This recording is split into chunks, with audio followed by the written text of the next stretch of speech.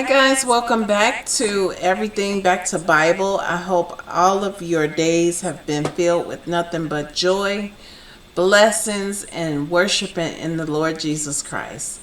So today I want to talk about and show you guys this video with Sarah Jake Roberts, and no one other than her father, T.D. Jakes, is doing the interview with her.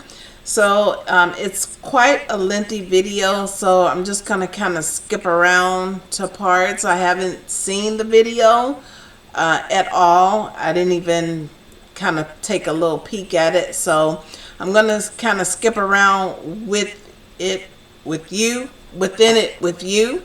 So let's go ahead and get into the introduction first.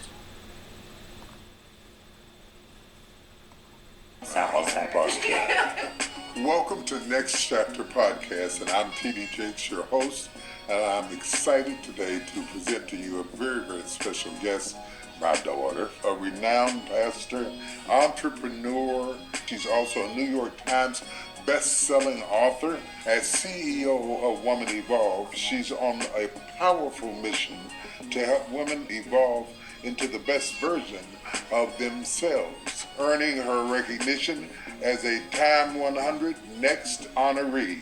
She's also a powerful wife and daughter, and I'm glad to have her with me today. Please welcome Sarah Jakes Roberts once again. Now that was a great introduction. Very nice. I like the way he says daughter. So let's see what's next.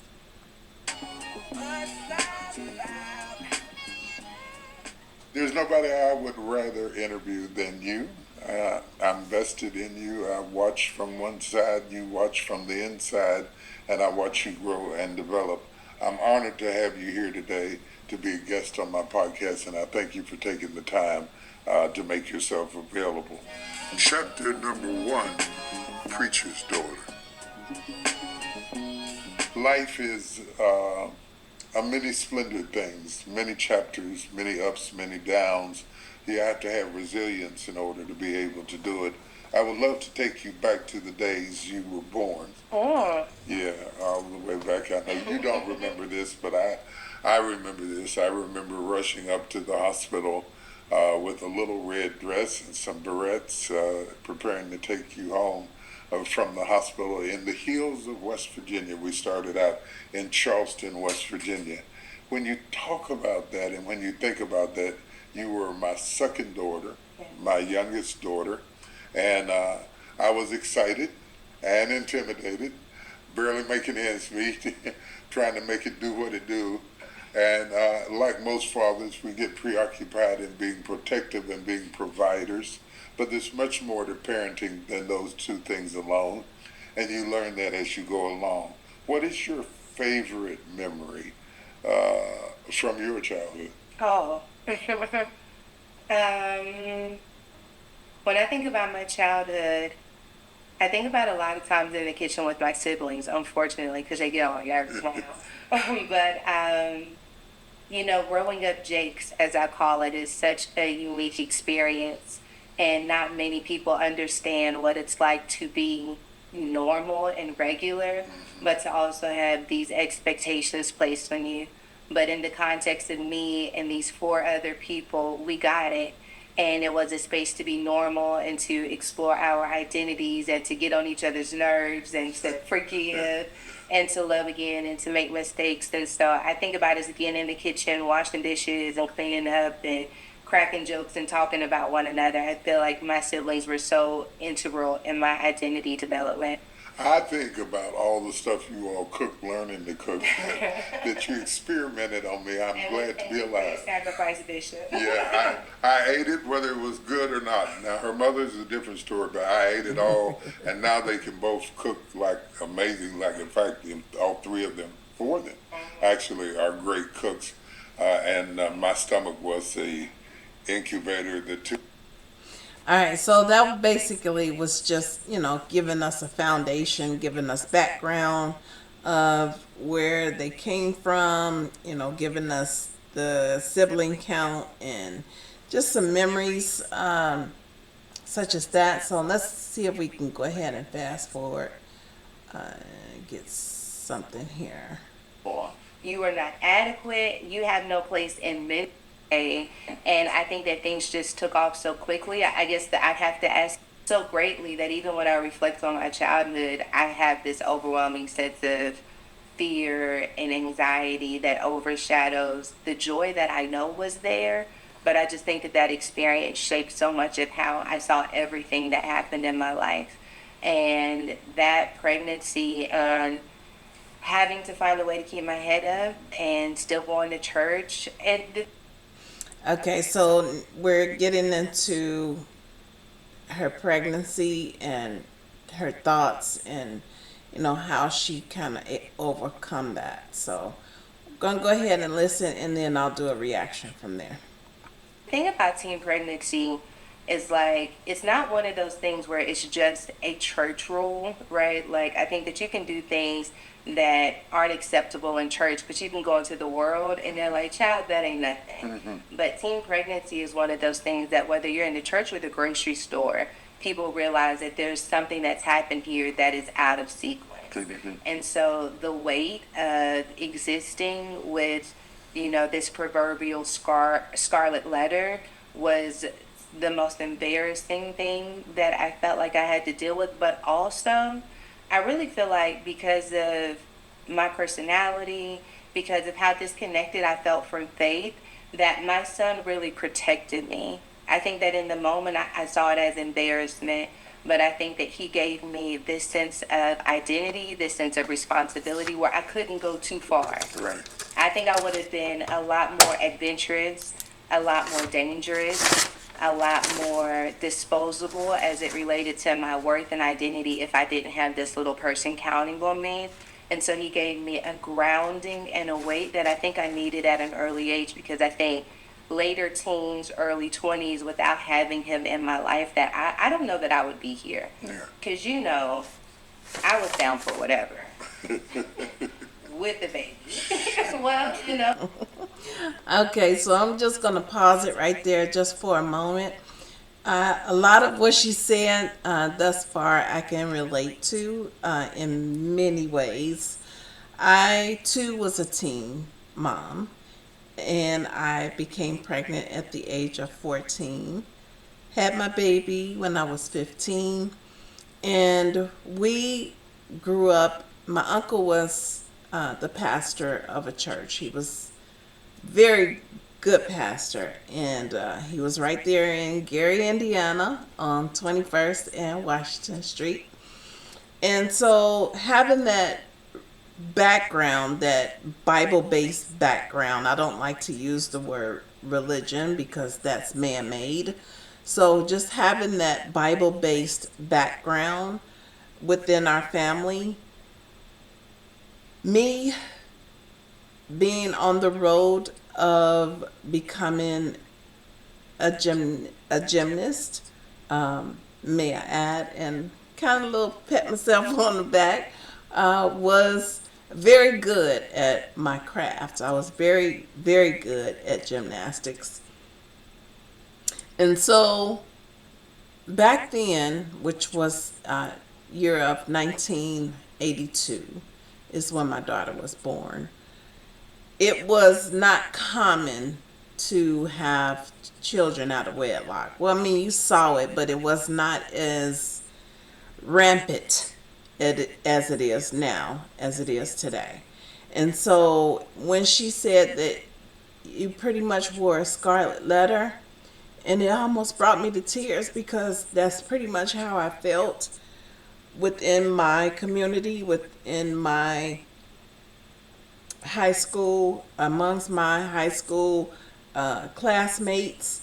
I am and have been, I believe, healed from that journey, but it was heavy. It was a heavy thing to carry for me. I can only speak for myself because, again, we're coming from a Bible based family where you pretty much knew right from wrong. Mom didn't teach us about the sex, things like that. I had two sisters previous, much older than myself, that also were unwed mothers. And I did be I will be honest, I held a lot of, well, I'm not gonna say a lot, but I held them I held some frustration with them because being the older sisters and knowing that you went through the same thing, you would kind of think that they would say, "Hey, we got these other two sisters. The sister over me, she did good. She didn't have, she was a good girl. I'll put it that way."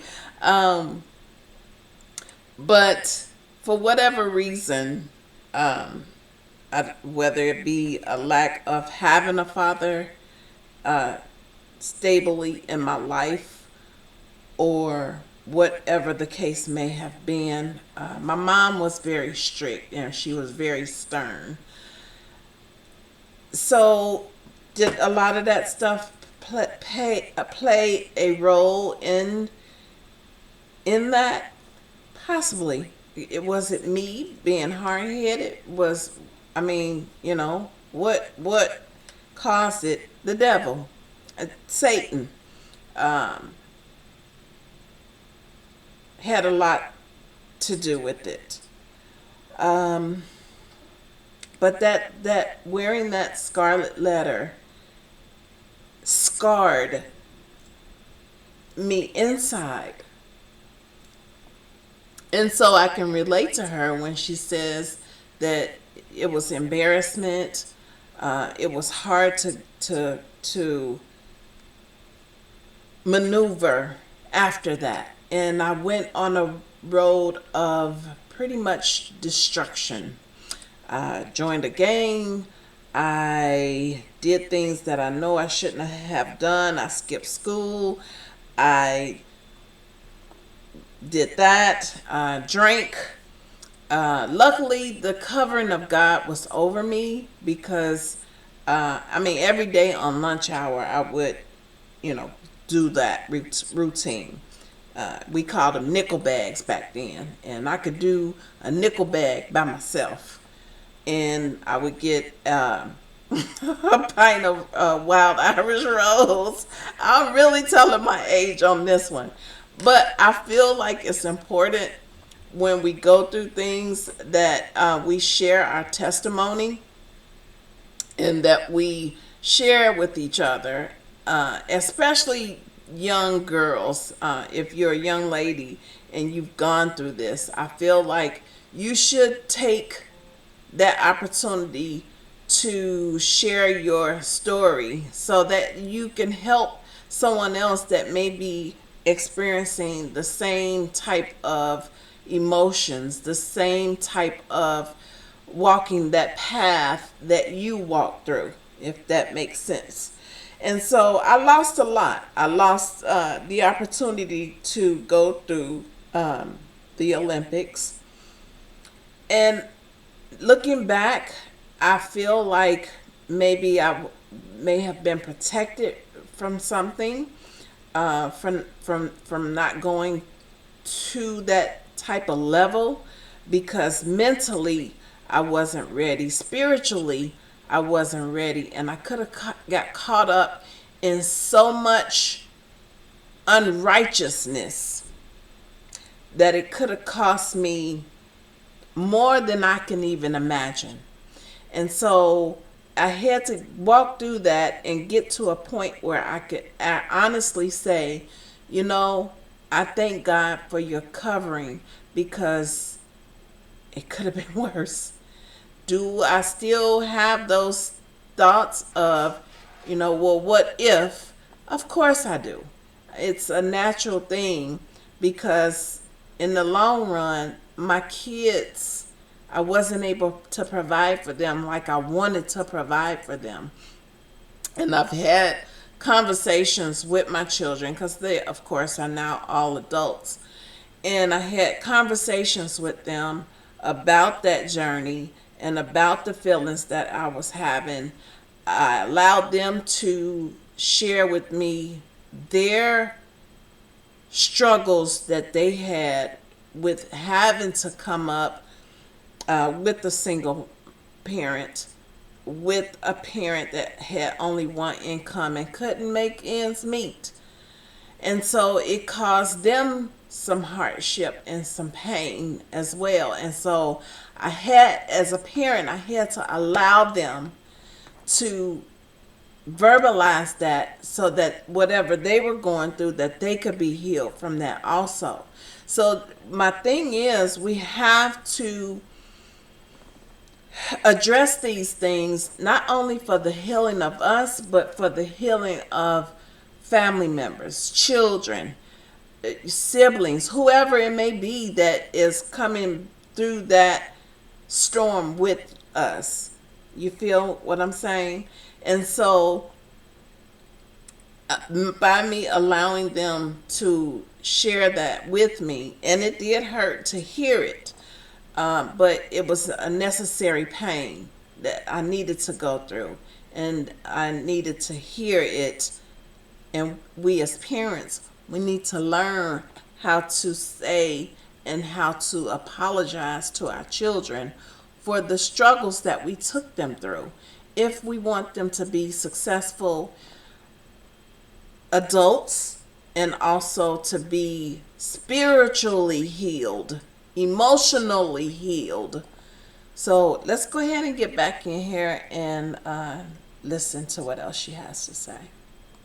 Next chapter is all truth. Yeah. But I just he became gravity for me in a world that was spinning very fast, in a life where I wasn't always sure that I fit. My son became this puzzle piece that I knew I had to hang on to. And so, though publicly there was some embarrassment, I think the process of time has revealed to me that I needed him to tether me to something that was real. You know, one thing I'm wondering about, in between all of that, before all of that happened, we were in West Virginia. Yeah.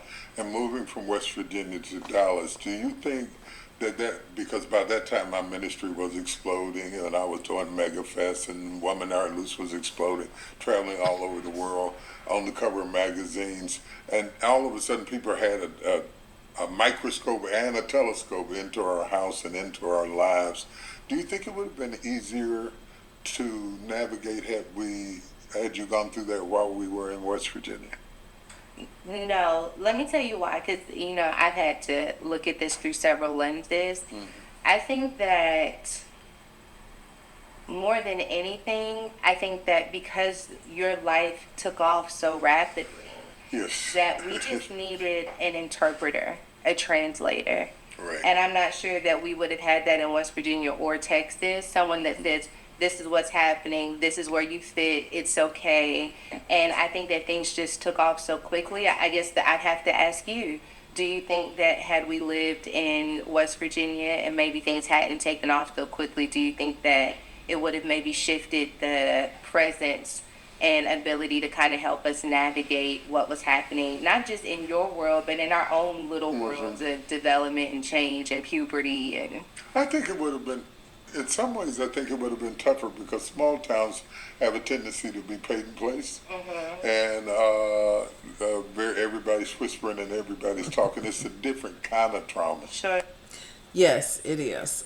Because many of you may know Gary, Indiana is a small town, and it's that atmosphere. Everyone knows everyone. And so I experienced that as well because everyone knew who I was. Everyone knew that I was the niece of Reverend Anderson. And so that added another layer of embarrassment that I actually had to deal with because I brought embarrassment to my family. I mean, these were the things that I took on as a youngster during that time. Even though I had two older sisters, and I feel that they need to go through some healing also for many different things that they went through in their lives, but they'll have to do that in their own right.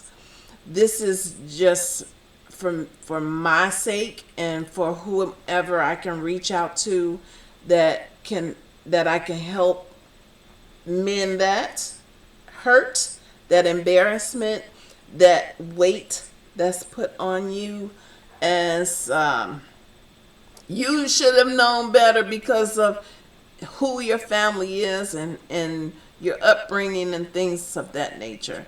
And so that is another layer that you have to kind of wade through, if that makes sense at all. So I'm going to go ahead and stop the video here. Like I said, it's quite lengthy. It's over an hour. It's almost 2 hours long.